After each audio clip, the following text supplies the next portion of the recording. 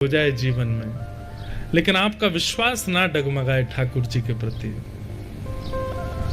ठाकुर जी सदा प्रिय लगे, ठाकुर जी का भाव प्रिय लगे, चाहे कुछ हो जाए जीवन में, पर कभी भगवत विस्मृति ना हो चित्त में। एक प्रसंग आता है, राजस्थान के एक भक्त हुए, और कैसे भक्त थे? काले खां, म्लेच्छ थे। उनका प्रसंग मैं कभी कभी सुनाया करता हूं। तो भगवान के परम भक्त श्री मदन मोहन जी के भक्त हुए, और ऐसी भक्ति करते थे ठाकुर जी की। पहले तो इनको केवल मंदिर में साफ सफाई का काम दिया गया था, तो केवल अपने घर को चलाने के लिए, रोजगारी के लिए मंदिर जाया करते थे, कोई भगवान के प्रति भाव नहीं था। लेकिन नित्य इसी भाव से मंदिर जाने का ये प्रभाव हुआ, कि धीरे धीरे इनको ठाकुर जी की भक्ति की लत लगने लग गई। अब तो ऐसी स्थिति हो गई कि पूरे दिन मंदिर में रहते और मंदिर में बैठ करके ठाकुर जी को ही निहारते रहते। बीच में भोजन करने के लिए सब लोग अपने अपने घर जाते, परंतु ये वहीं बैठे बैठे ठाकुर जी को ही देखते रहते। और इसी का प्रभाव ऐसा हुआ कि इनके सब परिवार के लोग इनके बड़े विमुख हो गए, और सबसे ज्यादा तो इनकी पत्नी, क्योंकि काले खां के कोई पुत्र नहीं था, संतान नहीं थी। बहुत ध्यान से सुनिएगा सब लोग। राजस्थान में हमारे वृंदावन के ठाकुर जी विराजते हैं, श्री मदन मोहन लाल जी। हम जो सप्त निधियों का वृंदावन रसामृत गाते हैं, आज से गाएंगे, आप सबको उसकी प्रति मिलेगी। उसमें एक ठाकुर हमारे वृंदावन के श्री मदन मोहन जी, और मदन मोहन जी विराजते हैं करौली राजस्थान में। और एक विडंबना की बात बताऊं, मैं आज तक कभी करौली नहीं गया, पर मदन मोहन जी की इतनी कथाएं गाई हैं, मदन मोहन जी का इतना लीला वर्णन किया है कि निश्चित है जिस दिन जाऊंगा उस दिन मदन मोहन जी का अद्भुत आनंद आएगा दर्शन करने में। मंदिर में झाड़ू लगाने की सेवा करते थे काले खां, लेकिन जब भी घंटे घड़ियाल बजते, आरती होती, तो काले खां झाड़ू छोड़ के और जहां सिड्डियां थी ना, वहीं दूर खड़े हो जाते। तो सबसे ऊंची सिड्डी जो थी वो काले खां के बिल्कुल नेत्रों के पास ही आती थी। तो वहां से वैष्णवों के चरणों के बीच से हल्की सी थोड़ी सी झांकी मदन मोहन जी की काले खां को दिखती थी।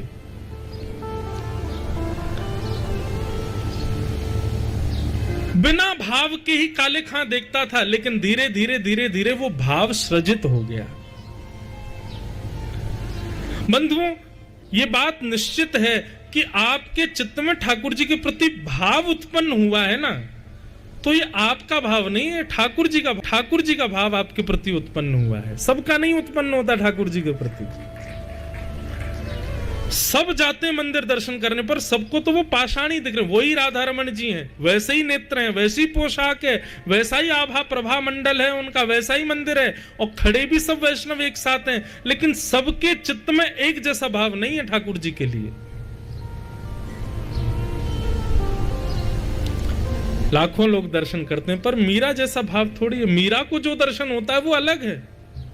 तो इसका ये बात प्रमाणित है कि जब ठाकुर जी एक ही हैं, दर्शन करने वाले इतने हैं, तो फिर सबको अलग अलग क्यों? बोले जिसके चित्त में प्रेम लक्षणा भाव उत्पन्न हो रहा हो, समझ लेना उसके चित्त में नहीं हुआ है, ठाकुर जी के चित्त में उसके लिए प्रेम प्रकट हुआ है, इसलिए उसको प्रेमी दिख रहे हैं। कभी श्री राधा रमन जी का दर्शन करो, राधा वल्लभ जी जाओ, बिहारी जी जाओ, और दर्शन करते समय दर्शन हो गए। अब दर्शन होने के बाद क्या होता है?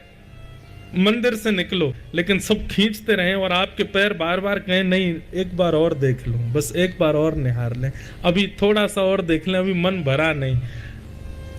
अरे ट्रेन का समय हो रहा भाई, गाड़ी निकल जाएगी हमारी, अभी निकल जान दो, कल चले जाएंगे, नए और देखने दो। ये स्थिति हो जाए तो यही समझना आपके चित्त में नहीं प्रेम आया है, उनके चित्त में आपके लिए प्रेम आया है। काले खां एक मुस्लिम परिवार में जन्मा व्यक्ति, ना कभी उसने भागवत सुनी, ना कभी उसने राम कथा सुनी, ना उसने कभी भक्ति अनुष्ठान किए, कभी गंगा जी में स्नान भी नहीं किया होगा, यमुना जल का पान भी नहीं किया होगा, बिल्कुल पवित्र नहीं था। उस काले खां को मदन मोहन जी प्रिय लग गए, तो इसमें आप क्या लोगे? यहां हमारे शास्त्र कहते हैं इतने नियमों का पालन करो तब ठाकुर जी से प्रेम होगा, और यहां तो काले खां ने कुछ भी नहीं किया, फिर प्रेम कैसे हो गया? ठाकुर जी ने प्रेम किया है उससे, इसलिए प्रेम हो गया। दो स्थिति हैं ठाकुर जी को प्राप्त करने की, या तो बताए गए साधनों पर चल के आप अपने आप को इतना योग्य बनाओ कि ठाकुर जी से आपका प्रेम हो जाए, या फिर प्रतीक्षा करो कि ठाकुर जी को पता नहीं कब किस ना जाने कौन से गुण पर दयानिधि रीझ जाते हैं, या फिर ठाकुर जी आप पर रीझ जाएं, तो फिर आपके अंदर कोई गुण नहीं होगा तो भी उनको प्रिय लगोगे। काले खां पर ठाकुर जी रीझ गए और काले खां को मदन मोहन जी प्रिय लगने लगे। अब तो काले खां पहले तो जाता था वेतन लेने के लिए काम करता था, पर अब तो वो कार्य करने इसीलिए जाता था कि मदन मोहन जी दिख जाएंगे। घर परिवार के लोग डांटने लगे, फटकारने लगे, पत्नी कहने लगी इतने वर्ष हो गए ब्याह को, हमारी कोई औलाद नहीं है, हमारे कोई पुत्र नहीं है। परिवार के दूसरे लोग कहते, बोले होगा कैसे?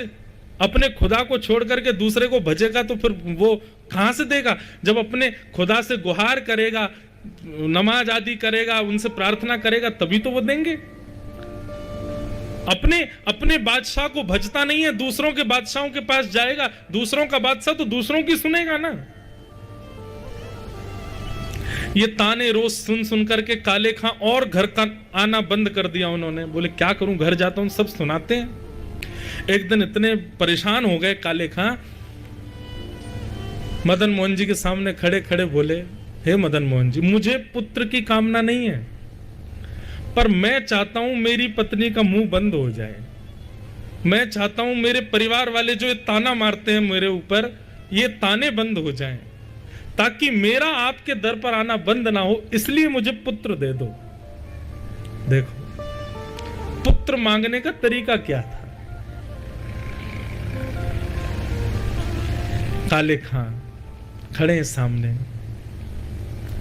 मदन मोहन जी ने कृपा की और कुछ दिन बाद ही खबर आ गई कि काले खां के घर में उनकी पत्नी गर्भवती है। अब तो काले खां और जाते हैं और जितने लोग ताने मारते थे उनसे कहते थे, आप बोलो, अब तो मैंने खुदा को नहीं भजा, कहां से आ रहा है ये संतान? ये हमारे मदन मोहन जी दे रहे हैं। तो सब लोग चुप हो जाते, कुछ कहते नहीं। पुत्र ने जन्म लिया, धीरे धीरे पुत्र बड़ा होने लगा। काले खां बड़े प्रसन्न थे, क्योंकि अब उनको कोई टोकता नहीं, कोई रोकता नहीं। वे नित्य सुबह मंगला में जाते हैं और 8 प्रहर का दर्शन करके फिर आते हैं घर पे। लेकिन सब कुछ सीधा सीधा चलता रहे, इसमें भी हमारे ठाकुर जी को चैन तो पड़ता नहीं है।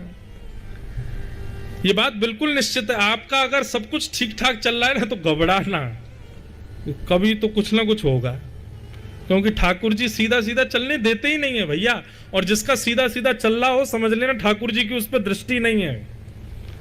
जो नेक नेक में गिर रहा हो, नेक नेक में लुढ़क रहा हो, नेक नेक में चिंता बढ़ रही हो, समझना पूरी पूरी दृष्टि। भाई क्लास में जो फ्रंट बेंचर होता है उसी पे ही सबसे ज्यादा दृष्टि पड़ती है टीचर की।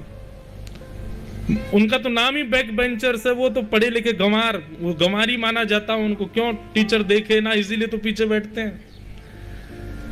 सबसे पहला क्वेश्चन ही किससे पुटअप किया जाता है? तो सबसे आगे बैठा हो।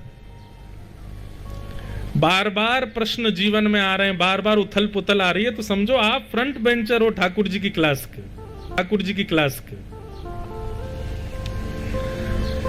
तो सब कुछ ठीक रहे, इसमें ठाकुर जी राजी तो रहते नहीं है। 8 वर्ष की आयु हो गई काले खां के पुत्र की। यमुना के तट पर नदी के किनारे खेल रहा था और एक काले सर्प ने उनके पुत्र को डस लिया। मृतक अवस्था में पड़ा है। कुछ मित्रों ने जाकर के काले खां की पत्नी को बताया, आपके पुत्र को सर्प ने डस दिया। पत्नी दौड़ी दौड़ी गई, अब सोचने लगी कहां जाऊं, तो बोली मंदिर में काले खां को बताते हुए जाऊंगी पुत्र के पास। काले खां को जाकर के सूचना दी, बोले जल्दी चलो बोले क्या हो गया, इतनी हाफ क्यों रही हो, क्या हो गया? हमारा पुत्र खेलने के लिए गया था, उसको सर्प ने डस दिया है, जल्दी चलो, कोई वैद्य बुला के लाना पड़ेगा, कोई झाड़ा देने वाला बुलाना, पुत्र मर जाएगा हमारा। इतने में घंटा बजने लगा ठाकुर जी की राजभोग आरती का।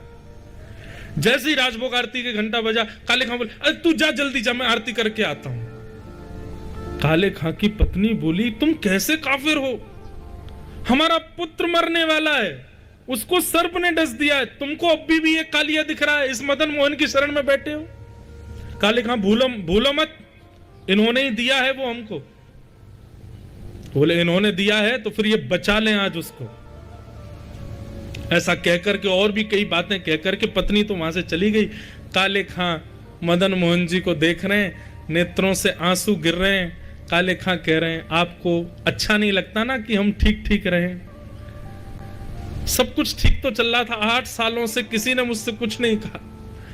8 सालों में एक दिन भी ऐसा नहीं गया कि मैंने आपकी कोई आरती छोड़ी हो, मेरे किसी भी दर्शन में अवकाश आया हो। फिर ये आज कौन सा नया खेल खेल दिया आपने? काले खां तो दर्शन करते रहे, ठाकुर जी को देखते रहे। इतने में ही पीछे से पत्नी अपने मृतक पुत्र, उसके मुख से झाग निकल रहा था, पूरा शरीर नीला पड़ गया था, उस पुत्र को ला करके काले खां के बगल में रख दिया, मदन मोहन जी के मंदिर के देहली के बाहर।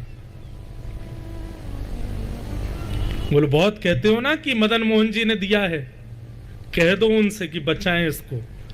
यदि आज मेरा पुत्र बच गया तो मैं तुम्हें वचन देती हूं, तुम्हारे साथ साथ मैं भी इनकी दासी हो जाऊंगी। बात तो सुनो पहले पूरी, अभी बचने तो दो उसको। आप लोग भी पहले ही पूरा क्लाइमेक्स खत्म कर देते। काले खां सामने खड़े हैं। बंधुओं, काले खां की भक्ति में एक बात देखी, उसने कभी भी अपने लिए कुछ नहीं कहा ठाकुर जी से। वो अभी भी मदन मोहन जी से कहता है कि नाथ, मुझे ये नहीं चाहिए कि आप मेरे पुत्र को बचाओ, मैं बस ये चाहता हूं कि आप मुझसे छूटो, ऐसा कुछ भी मेरे साथ ना हो। अगर आप मुझे ये वचन देते हो कि मेरे पुत्र की मृत्यु पर आप मुझसे दूर नहीं होगे तो मुझे ये भी स्वीकार है, लेकिन यदि मेरे परिवार ने आपको मुझसे दूर किया और उसमें कारण पुत्र की मृत्यु बने तो मैं आपसे हाथ जोड़ के प्रार्थना करता हूं, इसको बचाओ। मैं इसके बिना रह सकता हूं, परिवार के बिना रह सकता हूं, लेकिन आपके बिना नहीं रह सकता, और मेरा परिवार मुझे आपके संग रहने नहीं देगा। तब आज भी मदन मोहन जी के मंदिर में ये पंक्ति गाई जाती है कभी कभी आरती के बाद। उर्दू के अल्फाज हैं काले खां के। आज तक कभी मंदिर में नहीं गया है, दिल्ली पे से ही दर्शन करता है ठाकुर जी का। मुसफ़्फ़क़ सफ़ीक रफ़ीक दिल दोस्त मेरे, अपने पुत्र के शव के सामने मदन मोहन जी से काले खां कह रहा है, मेरी नजदीकी हकीकी ख्याल कीजिए, मेहरबान कदरदान आला तू जहान बीच, मुझसे गरीबों का गुनाह माफ कीजिए। काले बेकरार खड़ा तेरे दरबार बीच, नंद के कुमार जरा गौर अब कीजिए, हिंदुओं के नाथ तो हमारा कोई दावा नहीं, जगत के हो नाथ तो हमारी सुध लीजिए, जगत के हो नाथ तो हमारी सुध लीजिए। कारे बेकरार खड़ा द्वार तेरे, नंद के कुमार अब गौर कुछ कीजिए, हिंदुओं के नाथ हो तो हमारा कोई दावा नहीं, अगर आप केवल हिंदुओं के नाथ हो तब तो हम पर कृपा होनी असंभव है। पर मैंने तो सुना है दुनिया के लोग आपको जगन्नाथ बुलाते हैं, आप जग के नाथ हो। हिंदुओं के नाथ तो हमारा कोई दावा नहीं, पर हो जगत के नाथ तो हमारी सुध लीजिए। काले खां ने ये पंक्ति जैसे ही पूर्ण की, पूर्ण करते ही देखा कि काले खां के हाथ को पकड़ा उसका पुत्र बगल में खड़ा है। काले खां ने जैसे ही देखा अपने पुत्र को, पुत्र कहने लगा, पिताजी वो कहां है? बोले कौन? बोले जिसने आकर के मुझको उठाया, जो मुझसे अभी वचन देके गया कि तू उठ जा, मैं तेरे साथ खेलूंगा। मैं लेट रहा था, मैं कह रहा था नहीं मुझे तो सोना है, मैं तो जा रहा हूं, मुझे नहीं आना वापस, लेकिन वो मुझे वचन देके गया कि तू अगर आएगा तो मैं तेरे साथ खेलूंगा। वो कहां है? काले खां बोला किसकी बात कर रहे हो? बोले सांवला सा था, उसमें से चंदन की सुगंधी आ रही थी, कटाक्ष नेत्र थे। पिताजी नेत्र कोई देख ले तो ऐसा लगे कि ऐसे नेत्र दुनिया में किसी के नहीं, ऐसी सुंदर मुस्कान थी। पिताजी वो कहां है? काले खां ने अपने पुत्र को गोद में उठाया और कहा सामने देख। जैसे ही मदन मोहन जी को देखा, 8 वर्ष के पुत्र के नेत्र भी सजल हो गए। हाँ पिताजी यही तो आए थे मेरे पास, यही तो मुझे उठा के लाए हैं।